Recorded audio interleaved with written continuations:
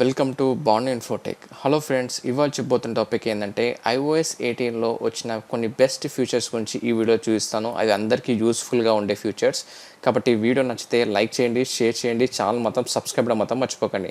అలాగే నా మరిన్ని వీడియోస్ కోసం ఛానల్ని మిస్ అవ్వకుండా వాచ్ చేయండి. లేటెస్ట్ ఆఫర్స్ అండ్ డీల్స్ కోసం కింద ఉన్న టెలిగ్రామ్ గ్రూప్లో జాయిన్. అక్కడ ఆఫర్స్ అండ్ డీల్స్ పోస్ట్ చేస్తూ ఉంటాను. అలాగే డిస్ప్లేలో కనిపిస్తున్న టెలిగ్రామ్లో జాయిన్ అవ్వండి, అక్కడ ఆఫర్స్ అండ్ డీల్స్ పోస్ట్ చేస్తూ ఉంటాను.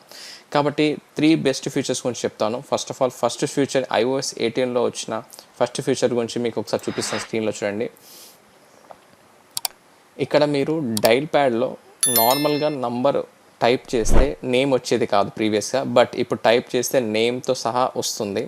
అదొక బెస్ట్ ఫీచర్ ఇక్కడ. ఎందుకంటే మనకు మొబైల్ నెంబర్ స్టార్టింగ్ లెటర్ తెలిస్తే చాలు, మనకు ఎవరికి కాల్ చేయాలో వాళ్ళ నెంబర్కి కాల్ చేయొచ్చు ఈజీగా. ఇదొక బెస్ట్ ఫీచర్. అలాగే ఇక్కడ మీకు స్క్రీన్లో చూపిస్తాను చూడండి, ఒక గేమ్కి సంబంధించింది. యాక్చువల్గా ఒక గేమ్ ఆన్ చేస్తే మీకు స్క్రీన్లో కనిపిస్తుంది చూడండి, గేమ్ ఆన్ చేస్తే గేమ్ మోడ్ ఆన్ అని చూపిస్తుంది. అంటే గేమ్ మోడ్ ఆన్ అని చూపిస్తే ఏంటంటే ముందు ఇది లేకుండే. దీనివల్ల యూజ్ ఏంటంటే ఏదైనా గేమ్ ఆడుతున్నప్పుడు సాఫ్ట్నెస్ అండ్ క్లియర్ క్రిస్టల్గా ఉంటుంది, ఈజీగా ఫాస్ట్నెస్ మూమెంట్ ఉంటుంది గేమ్ మూమెంట్లో. ముందు ఇది లేకుండే, ఇప్పుడు ఈ దాంట్లో iOS 18లో యాడ్ అయింది ఈ ఫీచర్. చూపిస్తాను.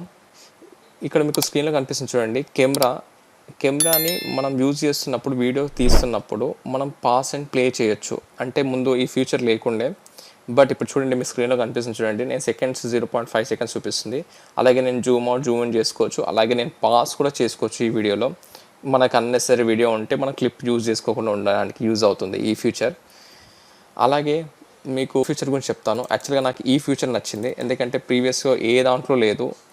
ఈ ఫీచర్ ఏంటంటే పాస్వర్డ్. ఇక్కడ మీకు స్క్రీన్లో చూపిస్తుంది చూడండి, పాస్వర్డ్ యాప్ ఉంటుంది. పాస్వర్డ్ యాప్ క్లిక్ చేస్తున్నాను. ఇప్పుడు మనం దీనివల్ల యూజ్ ఏంటంటే మనం ఏవైతే పాస్వర్డ్స్ మర్చిపోయి ఉంటామో, సపోజ్ వైఫై కనెక్ట్ అయి ఉంటాం, వైఫై కమాండ్ పాస్వర్డ్ మాకు తెలియకపోవచ్చు.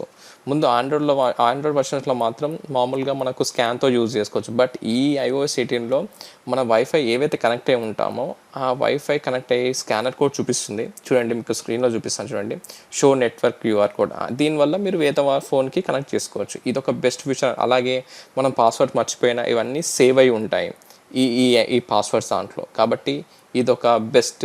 మీకు ఈ 3 దాంట్లో ఏదైతే నచ్చిందో కింద కామెంట్ సెక్షన్లో మెన్షన్ చేయండి. అలాగే వీడియో నచ్చితే లైక్ చేయడం మాత్రం మర్చిపోకండి. Thank you for watching.